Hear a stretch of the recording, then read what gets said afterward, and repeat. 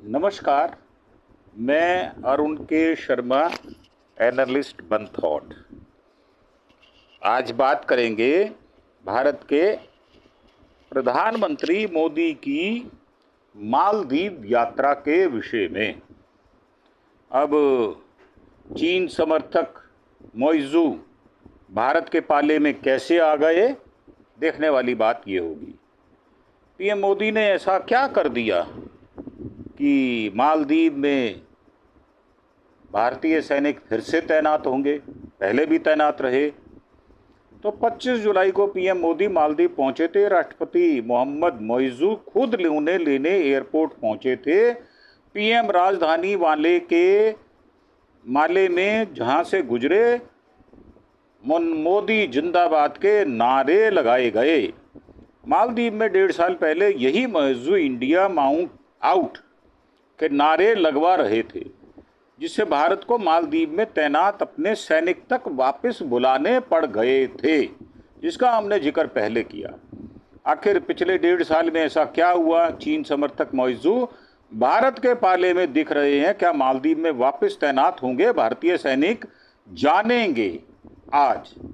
मौइजू के राष्ट्रपति बनने से भारत मालदीव के रिश्ते कैसे बदल गए, 1.5 साल में मालदीव भारत के करीब कैसे आया, पीएम मोदी ने मौजूदा मालदीव दौरे में क्या क्या हुआ, क्या मालदीव में भारतीय सैनिक दोबारा तैनात होंगे, भारत के लिए मालदीव जैसा छोटा देश अहम क्यों हो जाता है, चीन के मुकाबले में भारत के इस दाव के क्या मायने हैं, कब कब बुरे वक्त में मालदीव के साथ खड़ा रहा भारत।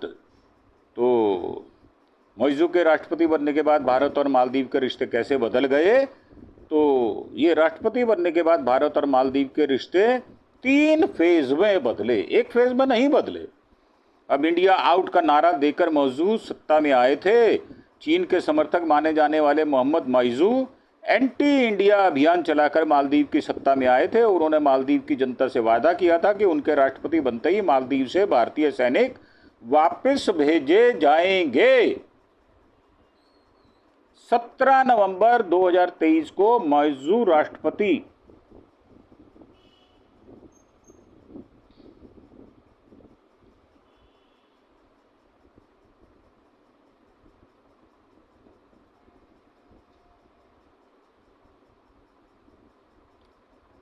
बने थे। इसके 2 दिन ही बाद उन्होंने ये वादा दोहराया। इस समय मालदीव में 89 भारतीय सैनिक तैनात थे।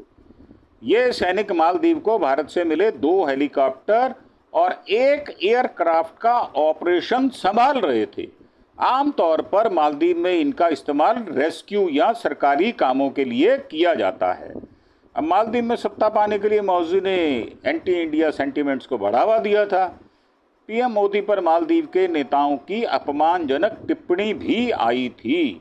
2-3 जनवरी 2024 को पीएम मोदी ने लक्षद्वीप का दौरा किया। उन्होंने वहां की तस्वीरें शेयर करते हुए कहा कि प्राकृतिक सुंदरता के अलावा लक्षद्वीप की शांति भी मंत्रमुग्ध कर देने वाली है। इसके बाद मालदीव के लोग भारतीयों का मजाक उड़ाने लगे। मालदीव की मंत्री मरियम शियोना ने डिप्टी मिनिस्टर अब्दुल्ला महमूजूम माजिद और मालशा शरीफ ने मोदी के मालदीव दौरे को लेकर अपमानजनक टिप्पणी की थी। भारत की टूरिज्म सेक्टर में फैसिलिटीज़ को लेकर भी कमेंट किए थे। इसके बाद भारत में बाइकॉट मालदीव ट्रेंड चला। उधर मालदीव में भी इस मुद्दे पर राजनीति हुई। भारत के समर्थक माने जाने वाले मालदीव के पूर्व राष्ट्रपति मोहम्मद नाशीद ने कहा, मरियम ने गलत शब्द कहे हैं, ये बात मालदीव की सुरक्षा और समृद्धि को खतरे में डाल सकती है। मौइजू की सरकार को ऐसी टिप्पणियों से दूरी बनानी चाहिए। मौइजू सरकार ने तीनों मंत्रियों को सस्पेंड किया, लेकिन मौइजू की तरफ से भारत को लेकर कोई सकारात्मक टिप्पणी नहीं आई। अब पीएम मोदी पे टिप्पणी करने के बाद जो है वो मरियम शियोना, अब्दुल महजूम माजिद और मालशा शरीफ को मालदीव सरकार ने सस्पेंड कर दिया था। मालदीव से भारतीय सैनिकों की वापसी हुई। 13 जनवरी 2024 को मौजू चीन के दौरे पर गए और भारत का नाम लिए बिना कहा, मालदीव छोटा देश है लेकिन इससे किसी को भी हमें धमकाने का लाइसेंस नहीं मिल जाता। इसके जवाब में भारत के विदेश मंत्री एस जयशंकर ने कहा था कि धमकाने वाला देश अरबों डॉलर की मदद नहीं करता। अब ये आरोप प्रत्यारोप। तो मार्च 2024 में मौजू ने कहा कि 10 मई के बाद मालदीव में किसी भी भारतीय सैनिक की मौजूदगी नहीं होगी, वे चाहे यूनिफॉर्म में हों या फिर सिविलियन ड्रेस में, अब मालदीव में नहीं रहेंगे, मैं ये पूरे भरोसे के साथ कह रहा हूँ। इसके बाद मालदीव से भारतीय सैनिकों को वापस बुलाया जाने लगा। तय डेडलाइन के अनुसार 10 मई से पहले ही 6 मई को तीसरी खेप में बचे हुए 51 भारतीय सैनिक भी मालदीव से भारत वापस आ गए थे। हालांकि इस दौरान दोनों देशों के बीच बातचीत और नेताओं के दौरे जारी रहे। 9 मई को मालदीव के विदेश मंत्री मूसा जमीर भारत आए और एस जयशंकर से मुलाकात की। अक्टूबर 2024 में मौजू भी 6 दिन के दौरे पर भारत आए थे। इस दौरान उन्होंने पीएम मोदी से मुलाकात की और कहा कि मालदीव इस साल भारतीय टूरिस्ट की संख्या आधी रह गई है। भारत हमारे लिए सबसे बड़ा टूरिज्म सोर्स है। मुझे उम्मीद है कि भारतीय टूरिस्ट वापस लौटेंगे, इससे आपसी समझ को बढ़ावा मिलेगा। दरअसल मालदीव की इकोनॉमी टूरिज्म पर निर्भर है। 70% नौकरियां टूरिज्म सेक्टर से पैदा होती हैं और 14 से 20% कमाई भारत से होती है। लक्षद्वीप पर विवाद के बाद मालदीव के बायकॉट के चलते वहां भारतीय टूरिस्ट की संख्या 33% से ज़्यादा कम हो गई थी। अब पिछले साल में सरकार ने ऐसा क्या किया कि मालदीव भारत के करीब आ गया। तो मौजू के एंटी इंडिया रुख के बावजूद भारत ने मालदीव के खिलाफ आक्रामक नीति नहीं अपनाई, बल्कि कई मौक़ों पर उसकी मदद की, जिससे मालदीव भारत के करीब आया। मालदीव से अपने सैनिकों को वापस बुलाने का भारत ने विरोध नहीं किया, बल्कि सैनिकों के बदले भारत ने अपने टेक्नीशियन भेजे। खराब संबंधों के बावजूद भारत ने मालदीव को जरूरी सामान की सप्लाई बंद नहीं की। दरअसल देश में चावल, चीनी, प्याज जैसी रोजमर्रा की चीज़ों के दाम काबू में रखने के लिए इनके एक्सपोर्ट के सख्त नियम हैं। इसके बावजूद मौजूद सरकार की अपील पर भारत ने कहा कि वह 24-25 के लिए मालदीव में जरूरी सामानों का एक्सपोर्ट जारी रखेगा। भारत के नेबरहुड फर्स्ट पॉलिसी यानी पड़ोसी देशों को प्राथमिकता देने की नीति के तहत मालदीव की मदद नहीं रोकी जाएगी। विवाद के बाद 11 अगस्त 2024 को पहली बार मालदीव पहुंचे विदेश मंत्री एस जयशंकर ने वहां कई समझौतों पर साइन किए और कहा, हमारी नेबर फर्स्ट नीति ग्लोबल साउथ और सागर विजन में मालदीव की अहम जगह है। अगस्त 2024 में भारत ने मालदीव के 28 द्वीपों की व्यवस्था संभालने का जिम्मा लिया था। मौजू ने कहा, मालदीव के 28 द्वीपों पर पानी सीवरेज से जुड़े प्रोजेक्ट्स को आधिकारिक तौर पर भारत को सौंपा गया है। हमेशा मालदीव की मदद के लिए भारत सरकार ने खास तौर पर नरेंद्र मोदी ने धन्यवाद मैं उनका करता हूं प्रधानमंत्री होने के नाते। 2024 में नेबरहुड फर्स्ट पॉलिसी के तहत भारत ने मालदीव को 470 करोड़ रुपए की मदद की और 3000 करोड़ रुपए का करेंसी स्वैप एग्रीमेंट किया था। अब फरवरी 2025 में वित्त मंत्री निर्मला सीतारमण ने बजट में मालदीव को आर्थिक सहायता बढ़ाकर 28% बढ़ाकर 600 करोड़ रुपए कर दी थी। 26 जुलाई 2024 को मालदीव के स्वतंत्रता दिवस के मौके पर मौजू ने कहा, भारत ने मालदीव का कर चुकाने में बहुत मदद किया। हम भारत से मजबूत संबंध बनाएंगे और जल्द ही फ्री ट्रेड एग्रीमेंट पर साइन करेंगे। अक्टूबर 2024 में मौजू के भारत दौरे पर 6400 करोड़ रुपए का करेंसी स्वैप एग्रीमेंट किया गया। साथ ही मालदीव में भारत के रुपए कार्ड की शुरुआत और भारत की मदद से 700 घर बनाने का काम और जांच एजेंसियों के साथ मिलकर काम करने जैसे समझौतों पर भी साइन किए गए। अब पीएम मोदी ने मालदीव के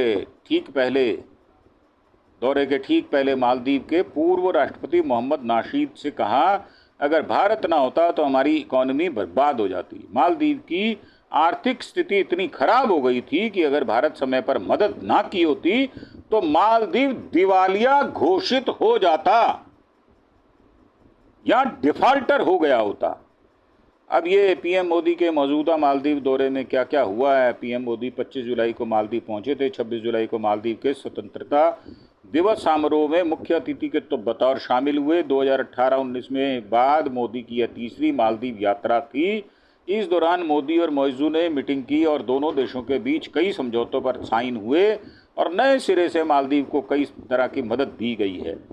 मोदी और राष्ट्रपति मौइजू के बीच व्यापार, मछली पालन, खेती, मालदीव के लिए यूपीआई के जरिए डिजिटल पेमेंट की सुविधा जैसे मामलों से जुड़े 8 समझौतों पर साइन किए गए हैं।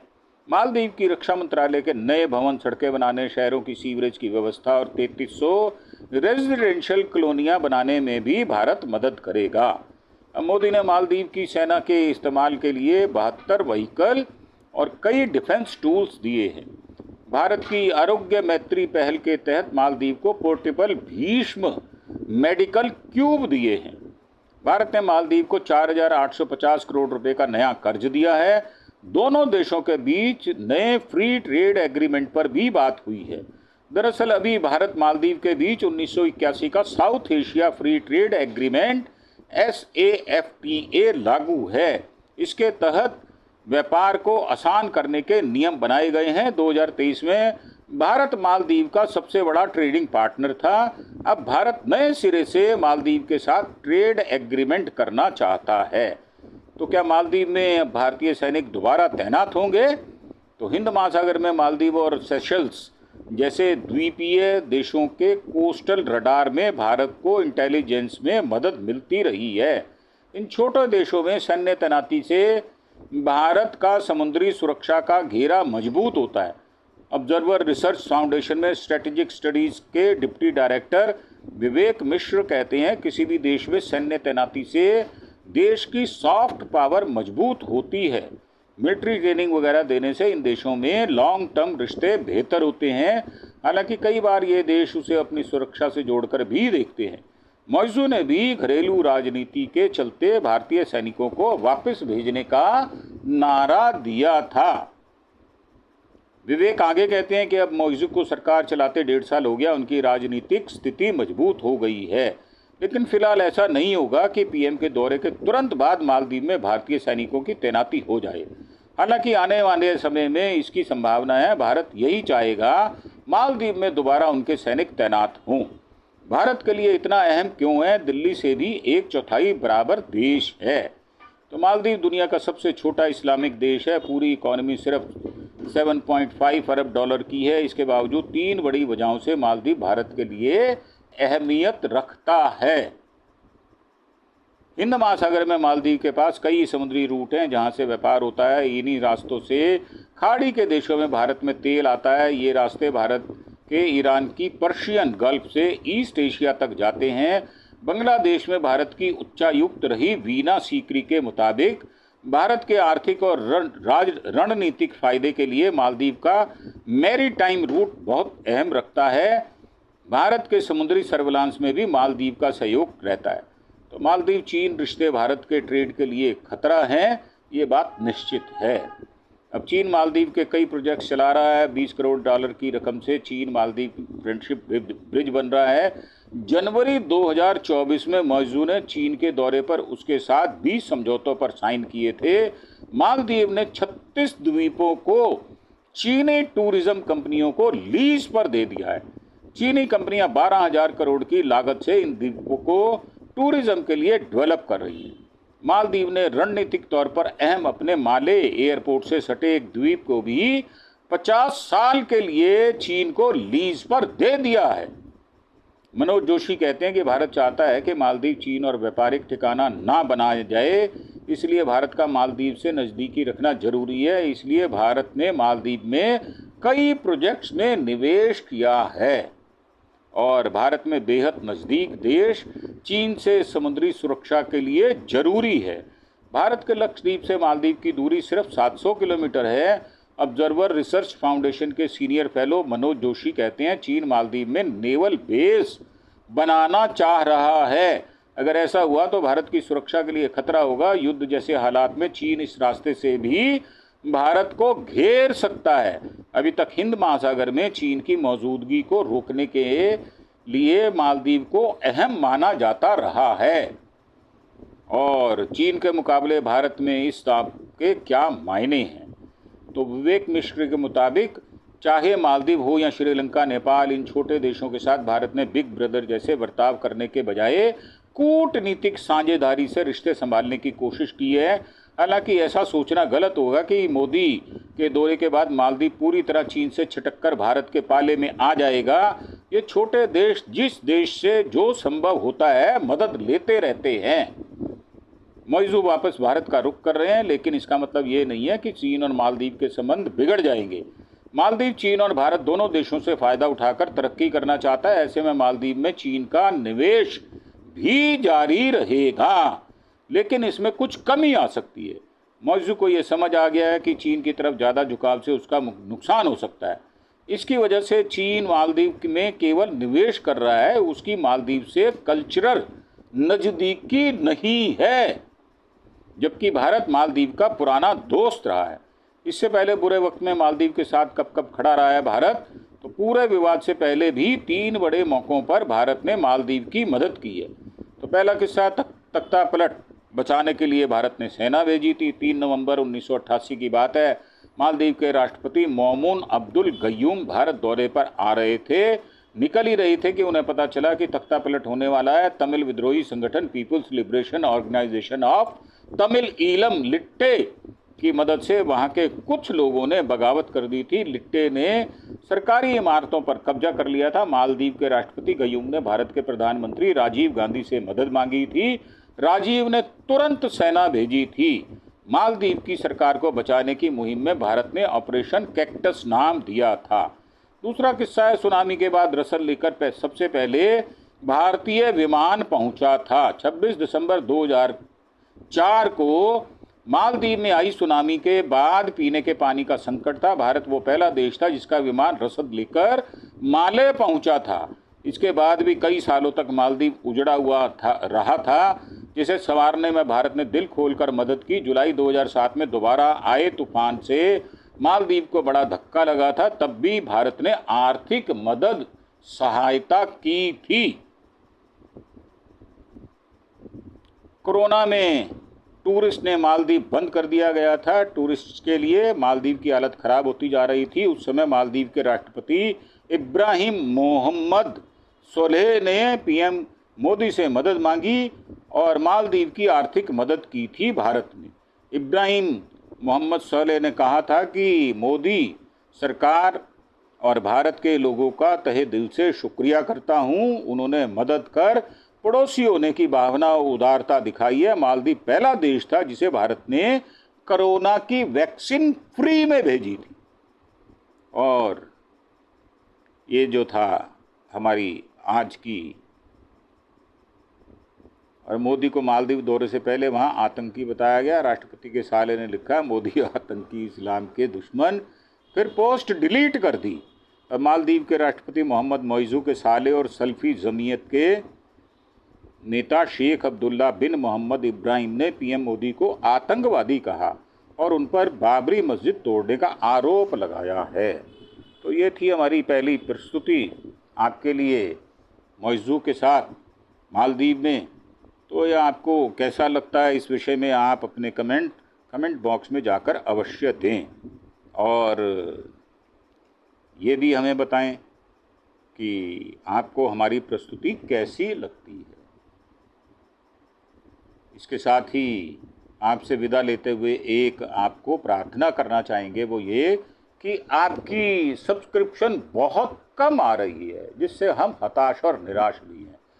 तो आपसे ये पोलाइट सी रिक्वेस्ट है कि आप हमारे चैनल अरुण के शर्मा एनालिस्ट वन थॉट को ज़्यादा से ज़्यादा मात्रा में आप सब्सक्राइब करें अपने यार दोस्तों, सज्जन मित्रों, पड़ोसियों, रिश्तेदारों के साथ। और हम उम्मीद करते हैं कि आप हमारा सहयोग अवश्य करेंगे। इन्हीं विचारों के साथ आपसे विदा लेते हुए आपका धन्यवाद। Thank you. जय हिंद, जय भारत।